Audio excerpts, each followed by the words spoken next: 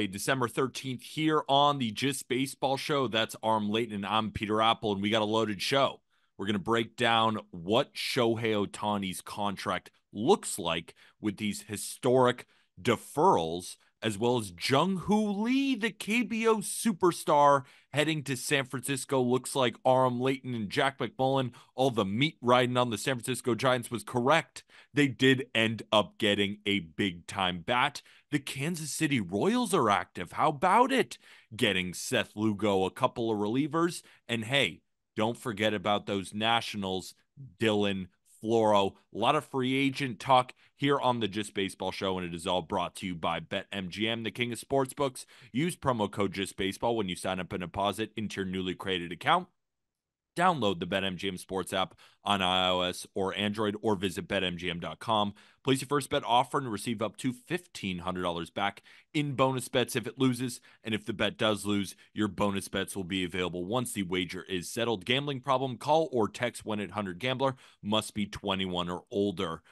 Pulling back the curtain for the listeners of the Just Baseball Show, Aram, this is supposed to be playing general manager week, but in the time it took, we recorded the first half of this episode, and Aram Layton's internet completely broke down. Then Jung Lee comes in. Then Kansas City Royals sign a couple of free agents, and we think to ourselves, well, now we have too many moves to do a strictly playing general manager episode. So we're going to move that to Friday when it's the three of us, because we have a lot to talk about now, Aram Layton. Just talk about, before we get into anything, how much you hate the internet. I'm not going to name the company, not giving them free promo. The specific company I'm not thrilled with that tends to do a lot of coverage of a lot of the apartments and areas in the New York City area. Not a fan. It's been brutal today. So yeah, if you are a Blue Jays or Nationals fan, unfortunately, you got to wait a couple days now for the playing GM episode. And if you're hearing my voice sound a little robotic at points, sorry, that's the internet. But we do have a lot of good topics. And I think it was almost a blessing in disguise, because when we did our first draft of this podcast, we ended up talking a lot about the Ohtani contract. And I think talking just about the larger discussion about it. So I felt like we had to kind of move off of that, because we had to talk about playing GM for two different teams and do all these different things. So I felt like it was already going to be a really long episode. And then once Jung Lee signed, I'm like, all right, we got enough stuff on just this episode alone. And like you mentioned, push playing GM a little bit later. But to start with the Shohei contract, Peter, like, everyone and their moms has been talking about the deferrals now and you know what it means and all of that good stuff. And I know you have your opinion on it, because we already talked about it together. But my thing with it, and just to kind of tee you up, like, it's not the first time we've seen deferrals. It's the first time that we've seen deferrals that are this insane, both from just because of how large the actual sum is and the percentage of it. 97% of the contract is deferred, but people are losing their minds. I understand some of the frustration, because the Dodgers are really good and they build a really good team, and now they just made it a little bit easier on themselves to add more superstars. But at the same time, this doesn't mean that the league is screwed and the Dodgers are just going to run a monopoly on baseball, because history has shown us it's not possible. It's not possible. The common tweet that everybody is seeing across their timeline, the common TikTok, the common Instagram post, the common thing that you're hearing is Shohei Ohtani is only going to be paid $2 million for the next 10 years, and then $68 million for the preceding 10. So basically, it is a 20-year deal worth $700 million. Of course, it is a 10-year deal, but that $700 million is going to be paid to Shohei over the next 20 years. And you see a lot of fan bases complaining about how this might seem illegal. They are not allowed to defer this amount of money. You can't let the Dodgers give a contract of $700 million, but then basically not pay it until 10 years in the future. Here's the deal. Yes, Shohei Ohtani will receive $2 million per year over the next 10 years. But that doesn't mean the Dodgers are not getting hit with a big tax burden. because we talk about how because Shohei's only making 2 million that they have so much more room to sign free agents. The Dodgers still have to pay about $46 million per year to the tax. So it's not the 70 million, but it's not the 2 million either.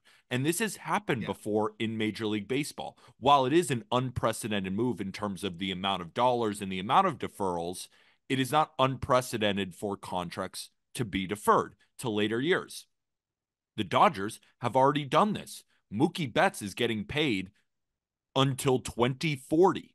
Freddie Freeman is in the same boat. Both of those players 2040 and beyond. And Max Scherzer had a similar type contract when he signed with the Washington Nationals. So Max Scherzer signed that 7-year, $210 million deal, but about half of it was deferred into the future.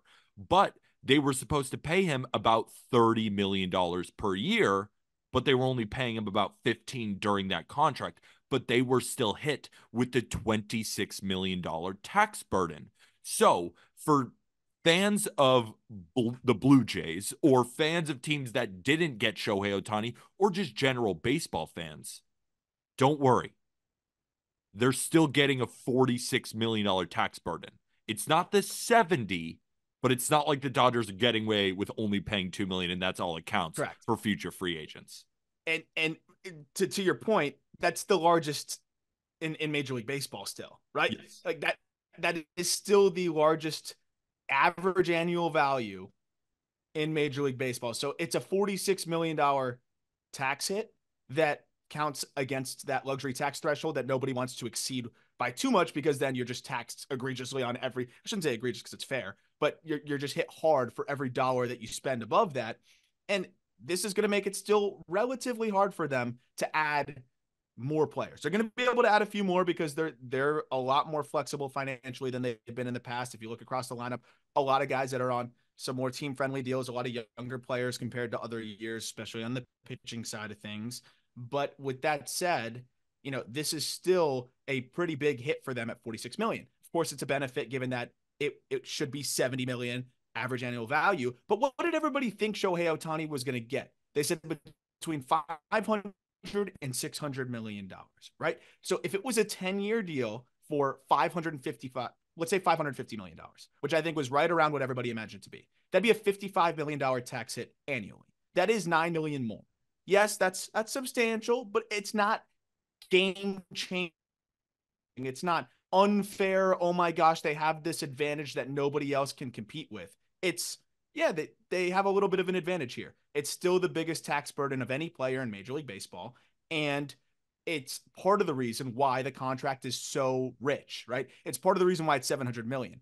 I don't think if there were if there were not as many deferrals, I think the average annual value would have been much cheaper and we wouldn't have seen this crazy $700 million figure. You got to start to factor in inflation, right? Well, by the time he's getting paid out at the back end of this deal, 70 million might really be closer to 55, 60 million. I don't have an inflation calculator, but it's definitely going to be less. The point being, it's only 70 per year because of the deferrals he was willing to agree to and actually suggested himself, according to his agent, Nez Bolello. So I think that's an important side of it too. If it weren't for the deferrals, it would probably be closer to 55 million average annual value anyways. And people are on my ass on Twitter because I said this is an unprecedented deal and Shohei Ohtani is the ultimate team player. What I meant by that is Shohei Ohtani, this was his decision to take $2 million per year. The Dodgers are still going to get hit with a $46 million tax, but that's what he decided so that he could get paid $68 million after the 10 years is over. It's his decision. That's what makes him the ultimate team player, to lower that tax burden as much as possible, but they're still getting hit with it. Shohei Ohtani makes about $40 to $50 million per year in endorsements, and he has proved throughout his career that he doesn't seem to care that much about money. Of course, everybody cares about money. He knows he's making $40 to $50 million a year off the field. But even dating to his time back when he signed with the Angels, he gave a lot of that money to his mom and then was working with a low allowance just to be able to live. Shohei Ohtani is not like any athlete that we have ever seen in Major League Baseball, and he may not be like any athlete we've seen sign big time deals in professional sports. So you can't really blame the Dodgers because this was Shohei Ohtani's idea. So you can be mad at the Dodgers that they get all the good players and that they spend all the money. But can I remind people, just because you spend all the money doesn't mean you win championships. What was this year's World Series? The Texas Rangers versus the Arizona Diamondbacks. Now, the Rangers spent a lot of money, right? They didn't spend as much as the New York Mets, though, and the Arizona Diamondbacks certainly did not spend the money. Astros Phillies the year before, Braves Astros, Dodgers Rays. Now, the Dodgers are in there. Nationals Astros, Red Sox Dodgers, Astros Dodgers, Cubs Indians, Royals Mets, Giants Royals. Remember those dynasty Royals there for a couple of years? They were in back to back. Remember those dynasty Giants? These were not the teams that always lead in payroll. My New York Yankees are known to spend a ton of money. Their last World Series was in 2009. So the reason Major League Baseball doesn't have a hard salary cap is because you cannot buy championships in this league. You simply cannot do it. It's about building the right team. And just because the Dodgers have signed Shohei Ohtani and are now the front runners to win the World Series doesn't mean that they're going to do that. That's why baseball is so beautiful. Anything can happen. You can't buy championships. Now, does it make the Dodgers a lot more formidable? Of course it does. Does it guarantee them a championship, even if they go get Yamamoto as well? Absolutely not. No, and it's funny. I think you can buy more wins. You can't buy a championship. And I know that sounds almost backwards, but it's one of those things where you can put together a really good roster and you can win a lot more regular season games, but putting together that complete team that really meshes and gels and can win a championship is a little bit different. And that's why I love baseball and that's why I love sports in general. It's so hard and there's so many more variables that go into it. The one thing I will say with Ohtani too is that it seems like people were going to be upset kind of no matter where he went and how it went, just Of because, course. there's just to be about. And also, everybody kind of wanted to see him go to their favorite team or, just somewhere that doesn't piss them off. Of course, the Dodgers, the Yankees, that's always going to piss people off. Makes a lot of sense for Shohei. He doesn't have to move. He doesn't have to change much. And he gets to go to just a team that isn't run by, an inept owner and is not going to have him in purgatory for the rest of his career. So I'm excited for Shohei from that lens. And I think for, the superstardom of baseball, like you have the Dodgers that are going to be like a Globetrotters type team. Everywhere they go, a lot of people are going to want to go and see them. And I think they're going to fill up a lot of stadiums on the road. I already saw the Marlins put out an advertisement saying, oh, Shohei signed with the Dodgers. Here's when the Dodgers come to town. And I don't know if other teams are going to be that shameless about it, but they're definitely going to, when it comes up, say, hey, get your tickets for when Shohei and the boys come to town and the other two MVP candidates come to town and Freddie and Mookie. Like, this is a show and it's going to be a fun show. I know that it's annoying when it's always a Dodger or a Yankee or whatever it may be, but I do think it's something that ultimately it's hard to argue that it's bad for baseball because I don't think that it's going to be some sort of thing that unravels the entire system. I don't think the Dodgers are going to convince 5 other guys to take $2 million next year and have their competitive balance tax hit be far less as well. This is a really unique circumstance of a player that makes $50 million in endorsements, which is unheard of. It just doesn't happen with baseball players very often at all. And also having the willingness to defer that kind of money. Then you also have to have an ownership group that is willing to take on that burden 10 years from now. That's still going to be a pain in the ass 10 years from now. So there's a lot of variables here that this is not going to line up. If you want to point the Dodgers, find me a player that's going to be doing, willing to do something like this to defer 97% of their money. Even some of the best players in Major League Baseball. What do you think Trey Turner makes deals? I promise you it's not $50 million a year. Most of these other guys, their lifestyle would be altered by deferring 97% of their contract. For Shohei, it's not. That's very rare. Couldn't agree with you more. And so for fans listening, if you want to just gather one point from this, and I'm speaking to the fans who are upset at this, pretend in your mind that Shohei is making $46 million a year because that's what hits the tax for the Yeah. Los Angeles Dodgers, right? Yeah. The Just two's because irrelevant. just because Shohei himself is only making 2 million and then 68 million in 10 years doesn't change the fact that he's making $46 million now. So Yeah. pretend he signed a 12-year deal at $46 million a year, which is not outlandish based on our previous projections. The Dodgers were able to make the big time deal of going for 700 million over this extended period of time because they are the Los Angeles Dodgers. But let's also not pretend that other teams couldn't do this as well. The Toronto Blue Jays could have done this. The New York Yankees could have done this. The Chicago Cubs, the San Francisco Giants, Good these point. owners have enough money to structure a type of contract like this, okay? The Dodgers weren't the only team that could pay out 700 million over 20 years, okay? So, Especially for Shohei, when estimates are that he's going to be bringing in $20 million a year in marketing bucks for you immediately. that's why, like, and we may sound like Dodger fans right now, Aram. I'm a It's, Yankee it's fan. not because Walker's on the show too. Like No, I'm a baseball fan. I just nothing bothers me more, and I know you're in the same boat because we're covering the same cloth here. Like I get it. It's frustrating. It's fun to complain, but it's just not one of those instances where you can diminish the sport because of it. Like this exactly. doesn't take away from the sport at all. It really And doesn't. Can they tighten it up a little bit in the next CBA? of Maybe. course, Maybe they could tighten that up a little bit. But this isn't some gigantic loophole that just won the Dodgers the World Series. I totally agree. And I'm more mad at the people who are saying that MLB is now run by the big market teams. They're the teams who are always going to win. I was like, did we forget, ladies and gentlemen? Did we just watch a World Series where the Arizona Diamondbacks swept the Los Angeles Dodgers with about $100 million less in payroll? Do we forget that the Tampa Bay Rays won 99 games and the Yankees won 82, and the Rays spent about $8 on their payroll while the Yankees are spending $300 million? It's about building the right team.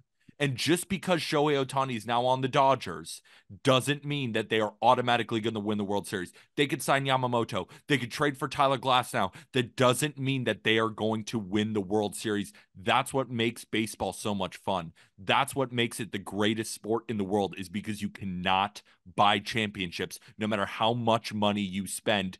Ask Steve Cohen, ask Mets fans if that is working for them. All right? So that's what I get the most upset about.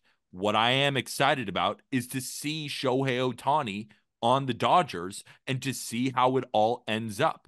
So just remember, the Dodgers are still being hit with a $46 million tax. Pretend that's what he makes per year. Yeah. Whatever Shohei makes doesn't matter in the grand scheme of things. The Dodgers, they have the ability to go get Yamamoto, but they're going to be hit with so many taxes, and let's see if it ends up being a world championship. We'll see. Yeah. I have one last point. You got one last thought in my mind.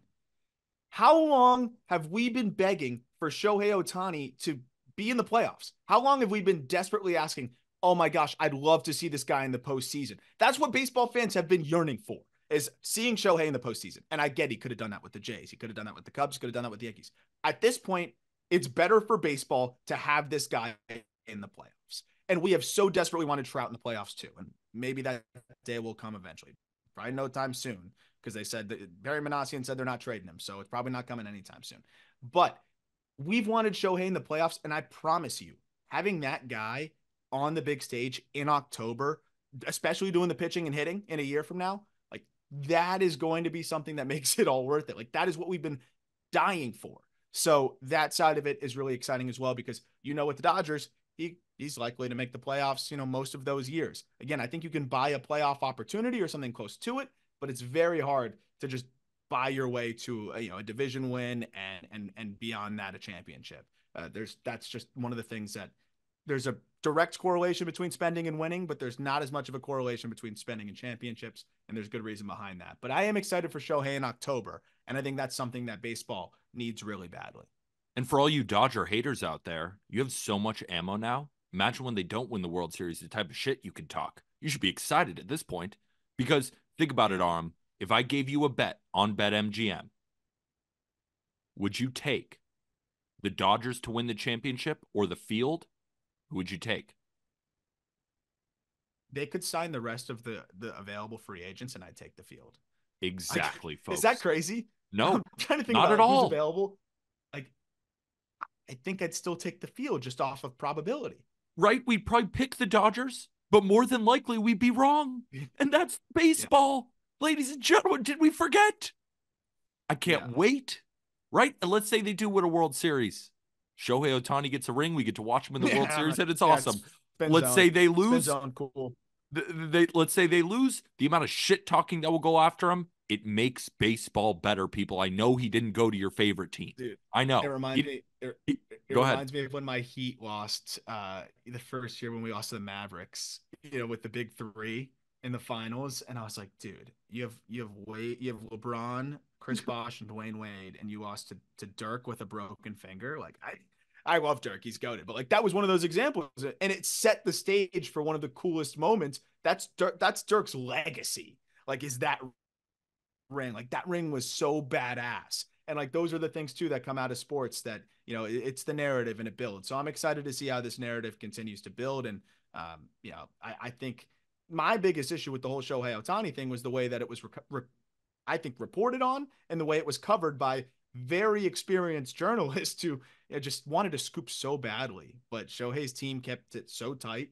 kept everything close to their vest. And some of the people that said he was flying on a plane to Toronto, they've been quiet since then. But the lack of accountability is a little disappointing at times. That's a whole different conversation. But I am excited to see that the NL West is still spending out too, and the Giants also finally spending some money. And they've tried, so it's not because they haven't tried, but finally someone took their money. Jung Lee, the KBO superstar, 6 years, 113 million with an opt out after year 4, is heading to the San Francisco Giants to be their new center fielder. Quite possibly the greatest article ever written is live on justbaseball.com, written here by Aram Layton, breaking down Jung Lee, swing decisions, comps.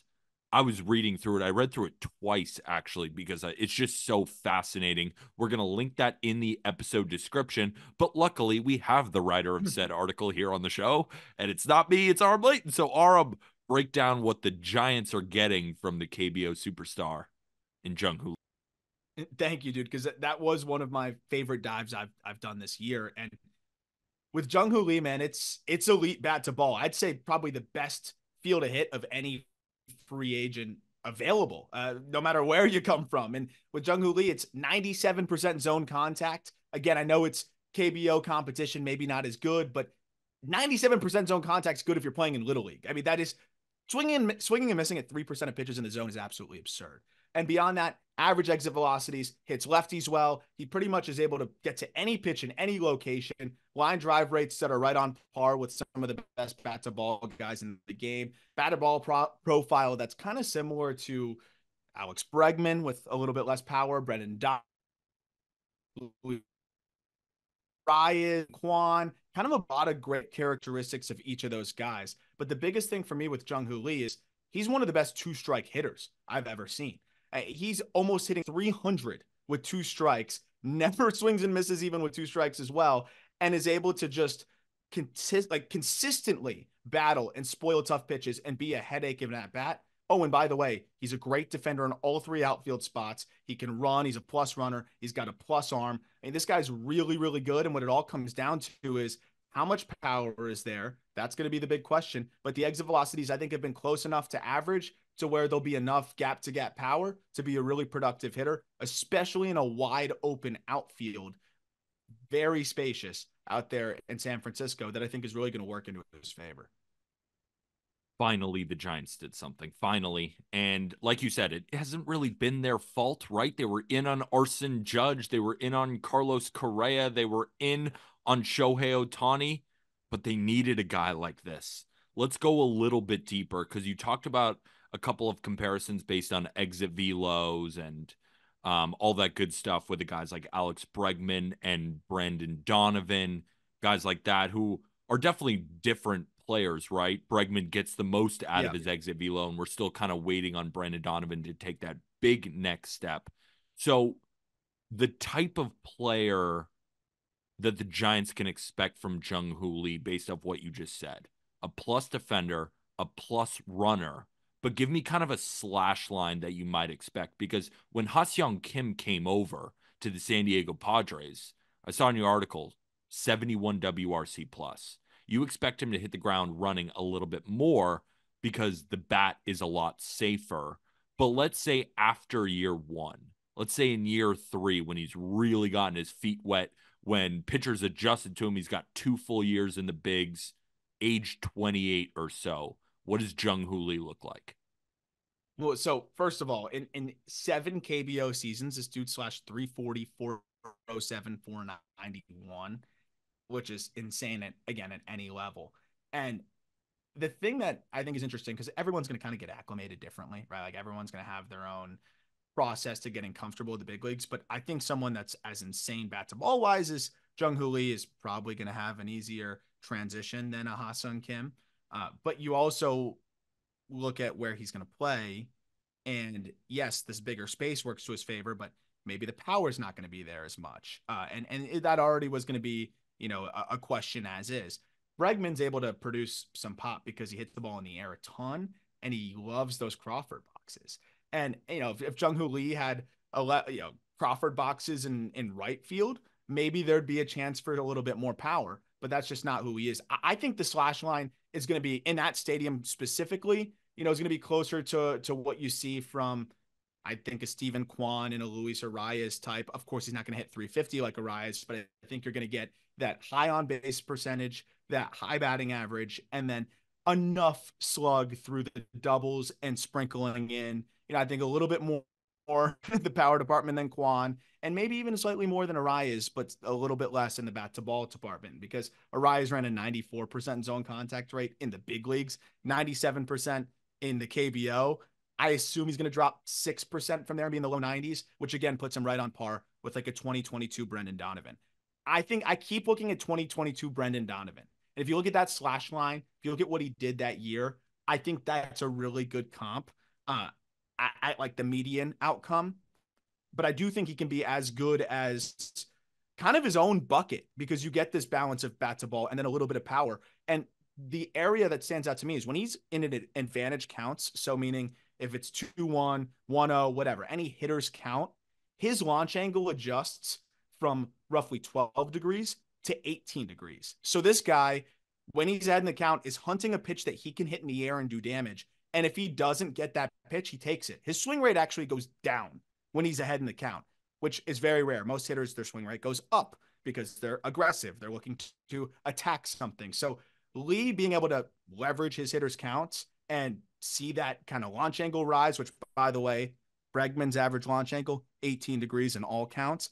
So his batted ball data looks more like Bregman when he's ahead in the count. And then when he's behind in the count, it's closer to the Arias type. He's like this hybrid that's able to spoil pitches, that's able to battle, but in the right spot, there's enough juice in there to sneak some balls out. So I think you're going to get high batting average and just enough slug. I'll go like 280, 290, but maybe when it's all clicking over 300, 360 on base would be like the really exciting aspect of it. And then I think, a 420, 430 slug somewhere in that range.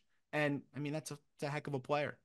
You brought up 2022 Brandon Donovan. So I want to take you through his year in 2022, give you the number, and have you go higher or lower. And this would be in year 3 for him? This would be in year 3. This is when he is fully adjusted, hit his prime, because we can't guarantee no more excuses. Tons of production. Exactly. No more excuses now. This is the type of player that he is. So in 2022, Brandon Donovan played 126 games. So, of course, it might be a little bit higher if we're projecting he's playing every day, right? We can't project injury. So let's say he's playing a full 162 games. So the counting numbers might be a little bit higher, but the slash line should be around what we're talking about. So Brandon Donovan in 2022 had 5 home runs. Higher or lower? I'm going to go higher. And where would you go? 10? 12? I think he hits 10 to 15. 10 to 15. All right. I'll go 12. I'll go number 12. 2 stolen bases. Definitely over that. Give me a number. I'm going to go 15. He's not as aggressive as you'd think. Okay. So about 12 home runs, 15 stolen bases, nearing the 2020 mark, but a little bit lower than that. 281 batting average. That I'm going over. Okay. So let's say 290. 394 OBP for Brandon Donovan. Dude, that's crazy. That's where I'll go slightly under. So we're looking at 370, Yeah. 379 slug. I think slightly over. I think he eclipses 400 slug with the way he's going to be able to find the gaps and not in year 1 or 2, but I think by year 3 he's about at a 420 slug. Yeah. And that may not seem super sexy, but in Brandon Donovan's year in 2022, he did put up a 128 WRC plus and a 2.6 FWAR while technically being a below average defender by Fangraphs. I don't agree with that. Right, it says negative 3.8 in terms of defensive value on Fangraphs. We know that Brandon Donovan was a great defender, but even with that, that put him in the 2.5 win range at a 128 WRC plus. Do you think the F4 will be higher, but maybe the WRC plus will be around there? I think the F4 will be higher and the WRC plus could be like slightly lower or around there. He's going to play a really solid center field. And I think there's some little things he could clean up. He's got a good arm, and sometimes he tries to make the crazy throwing, like overthrows or whatever. And like I think that docked some of his advanced metrics in the KBO. But I think he's going to be an above average defender overall at the very least. So I think he's going to accumulate more WAR in that sense because he's playing center instead of second and kind of all over like Brendan Donovan was. So I think Brendan Donovan is kind of the 40th percentile outcome. Yeah, I mean, it might be slightly below what you can expect, but I think it's a really good bar to set because, again, it's a guy coming over. You don't know how it's all going to work out immediately, but I think it's going to be better than that slash line, though, to your point. And if you look at the batted ball data, average exit velocity for Donovan that year was 87.6. Jung Lee's average exit velocity, and usually those translate decently well, 89 since the start of the 2022 season, 90th percentile exit velocity of 102. Brendan Donovan's 101.5. So there is a little bit more juice there for Jung Lee. So I think Brendan Donovan's just a really good like floor to set for him. Obviously, it could be worse. It can always be worse, but I think that's a really solid floor to set. Let's talk about the contract. 6 years, $113 million. Seems a little bit expensive. Do you agree? Yeah. Well, I was going to kick that back to you because based on the player I'm explaining and that I think I see here, like that's probably not $100 million player. No, that's not. So that's probably what I think a 3 to 4 win player annually, and then pops of fives over 6 years. It's a lot of money. I thought he was going to get 75, maybe 80.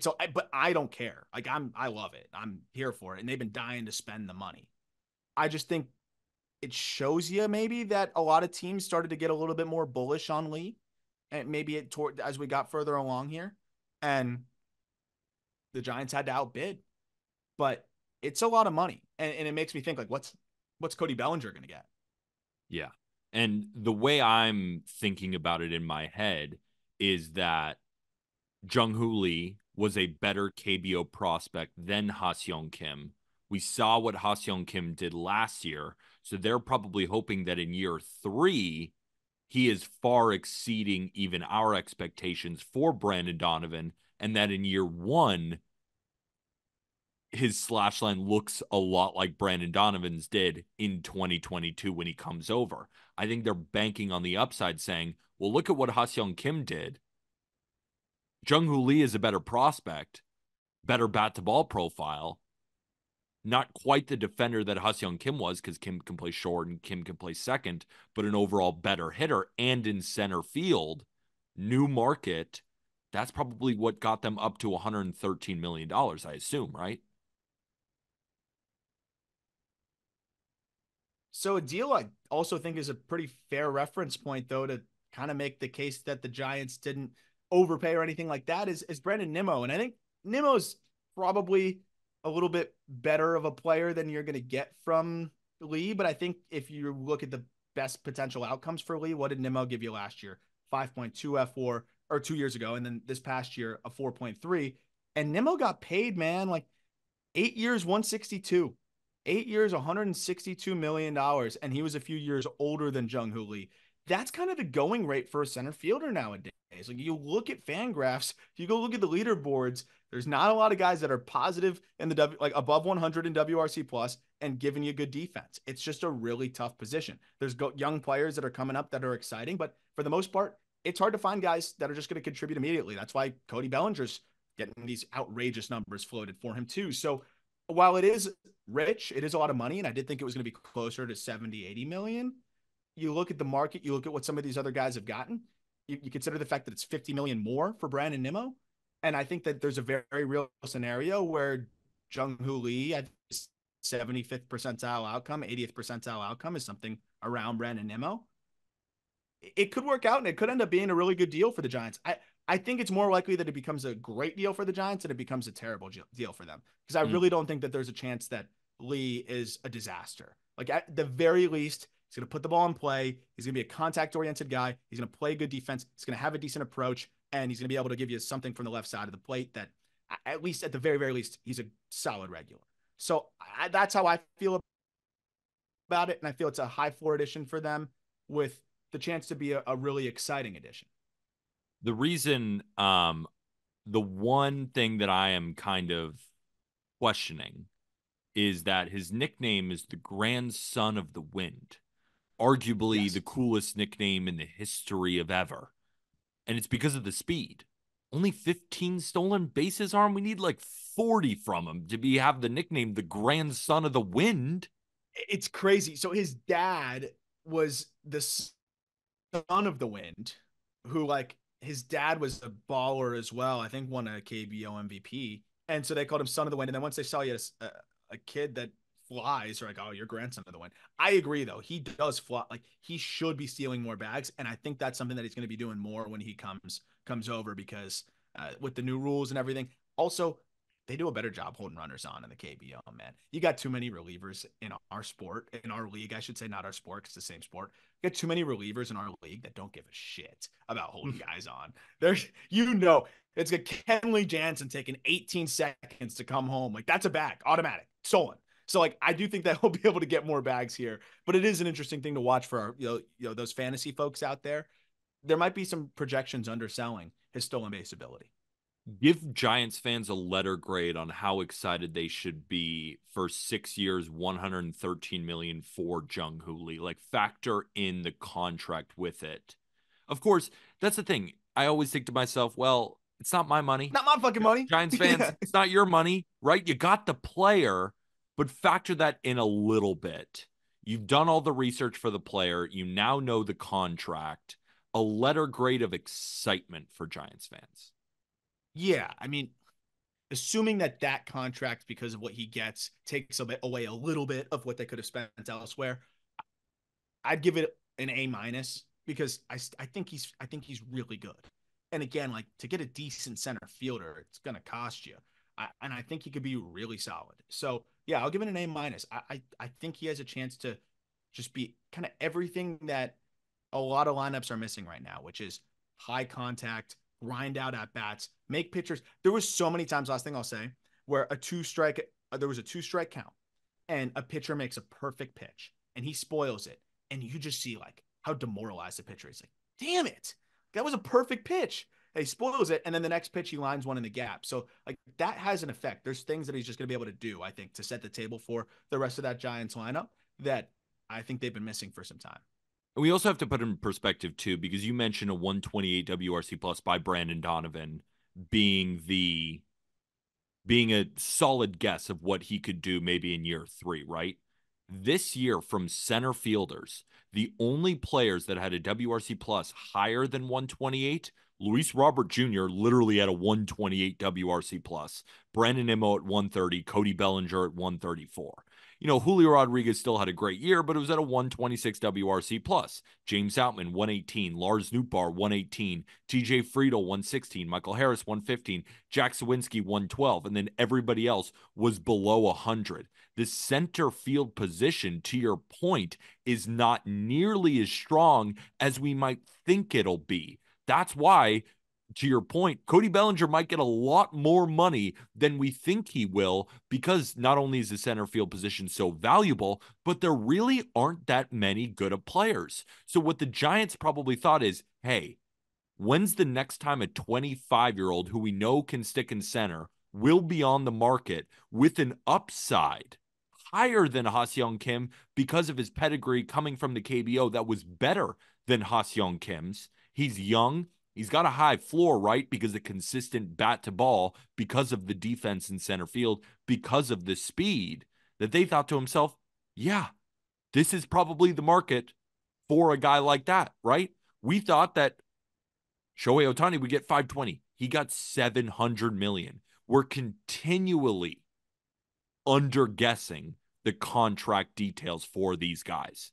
Maybe this just is the market. So I think an A minus is fair.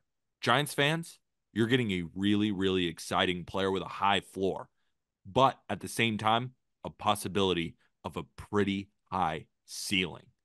Let's talk about some other smaller deals.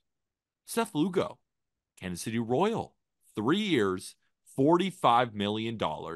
Now, on the episode that we recorded before Arm's Internet went out, we talked about how it's a pretty solid deal.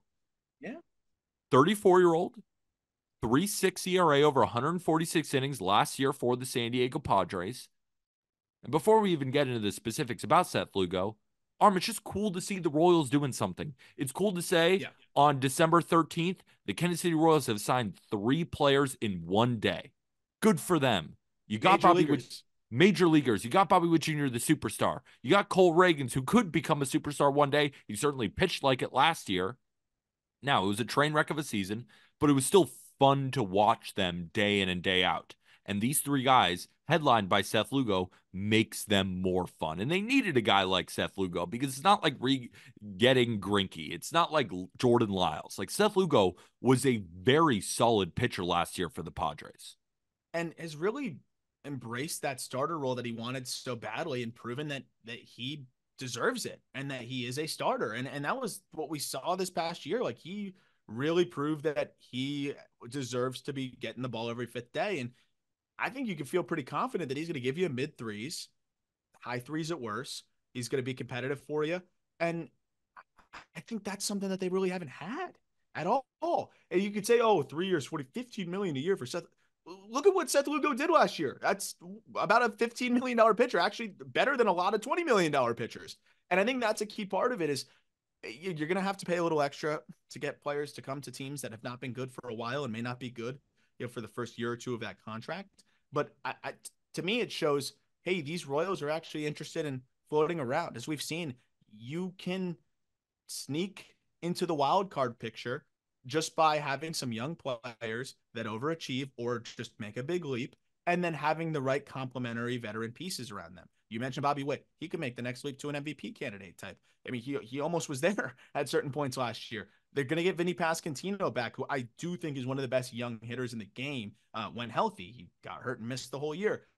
I think he's going to be a masher for them. And then they go and get a couple of these different pieces. They have some young guys that have come up and performed. You mentioned Reagans, like that guy has looked like a big piece of their future if he can stay healthy. So it seems like they're starting to piece it together and put a competitive team out there. And that's just refreshing in itself. And, I feel like they might not even be done. I feel like if you're going to get Seth Lugo, why not go get another arm? John from Morosi, we'll talk about that another time. But Morosi did say that Zach Greinke is preparing to return. If they return Zach Greinke, I'm all in. I want to see Greinke get to that strikeout plateau. I don't know if it helps them much as a winner, but you bring up a good point of instead of bringing these Greinkes and Lyles in, they just brought in a guy that can give them a 3.5 and give them some really good starts. So I think that's huge, and I'm interested to see how they try to, piece together those last couple gaping holes that they have. And then I'm sure the rest of the spots will go to young guys that are trying to prove it.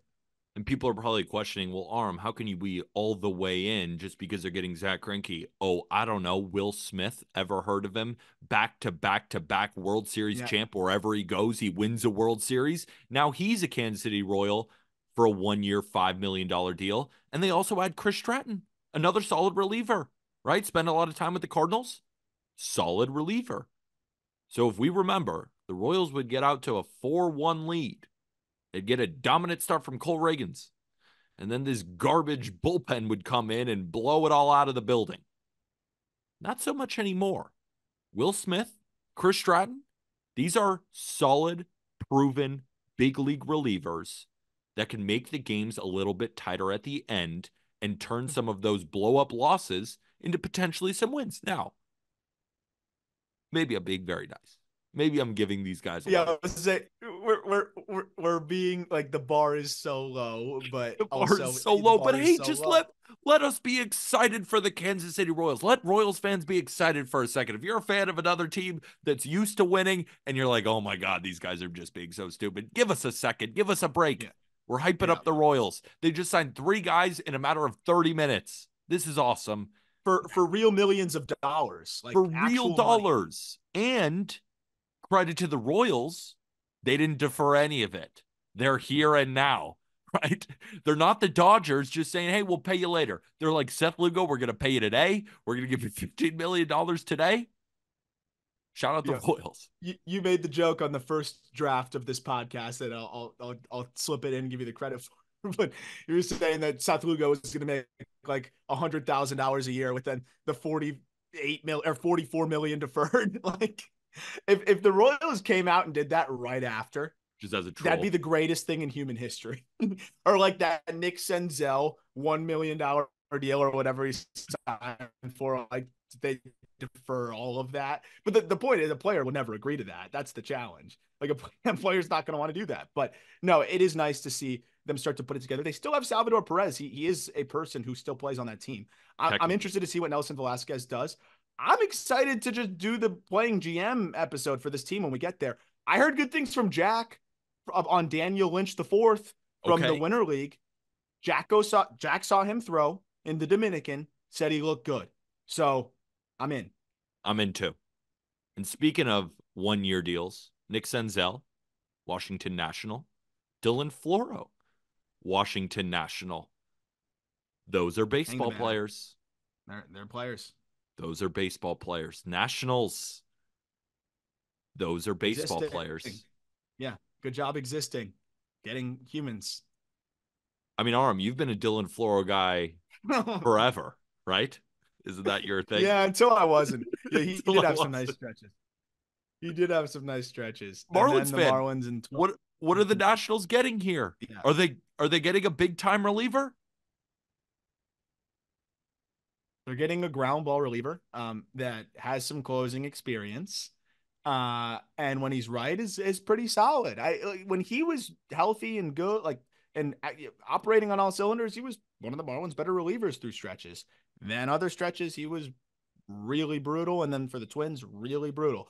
See if he bounces back. It's a guy we'll talk about it when we talk about the Nationals episode. Like these are all flip pieces, and Floro could be a flip piece. Senzel can be a flip piece. A guy that has a lot of prospect pedigree in the past, just hasn't worked out for him in Cincinnati. I think overstayed his welcome. Change of scenery could work well for him. How about another baseball player signing with a baseball team?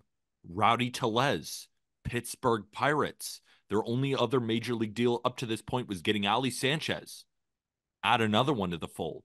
Rowdy Tellez. It is kind of surprising, though, that this guy's fall from grace went quick.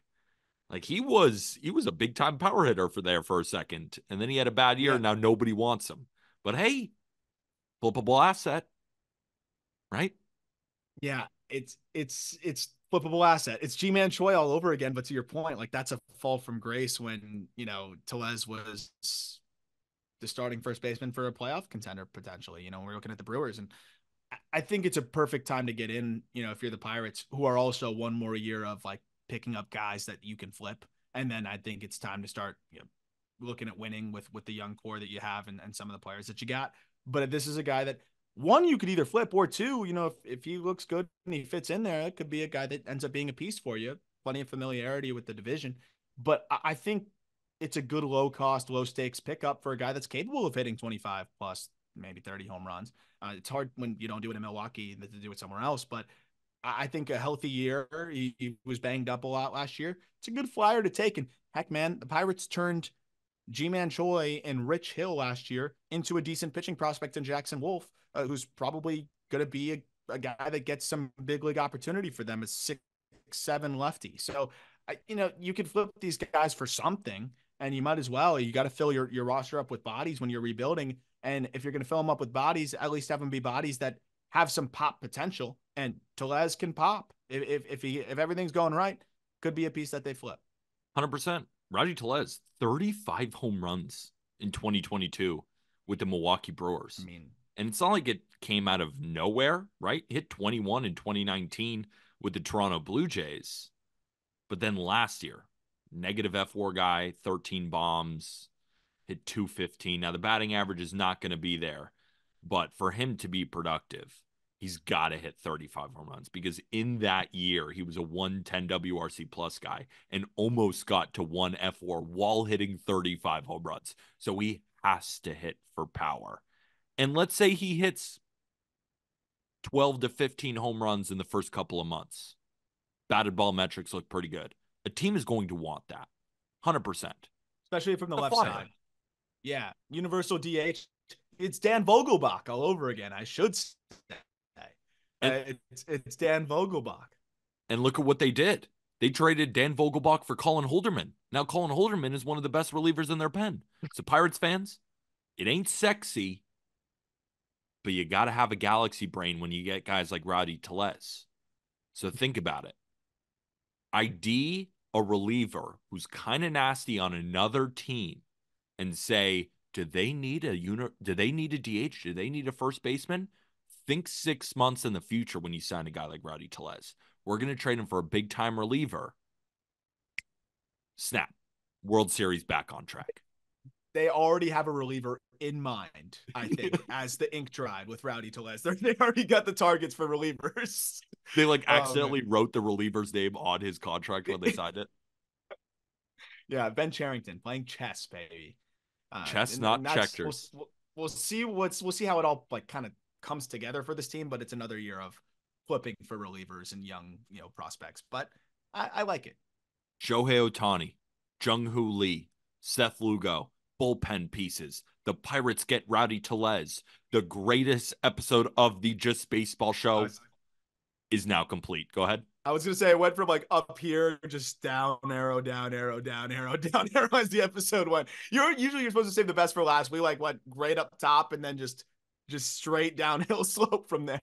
This is not going to be one of those episodes where everybody listened all the way through. But if you did listen all the way through, we freaking love you. And you are a sick baseball brain just like we are. We're going to continue to give you everything you need. We'll be back on Friday playing General Manager, everybody's favorite series. We'll be back with the three of us. We're going to do a bunch of different teams as well. Hopefully everybody enjoyed this episode. And if you're watching on YouTube, hit that red subscribe button. Just hit it. Hit it as hard as you can. Just smash it, smash it, smash it. And guess what? It's free. And a like and a comment would be awesome too. But how about this? If you're listening on YouTube or listening on Spotify, Apple Podcasts, wherever you listen to your podcasts, rate and review 5 stars. We really, really appreciate it. Helps us out and gives all this free content. Go get your Just Baseball merch. Arms rocking the hat. I'm not rocking anything currently, but I should be. That's on me. You tell me I'd hate the company if I was doing that. I would tell you hate the company. Looks like me. I'm hating the company right now. Don't be like me. Get yourself some Just Baseball merch. My hat's somewhere. It's actually sitting right there. I'm not going to go get it right now, but I have one, obviously. Go get yours in the episode description. That's Arm Layden. I'm Peter Apple. We'll be back on Friday. And with that, thank you, everybody.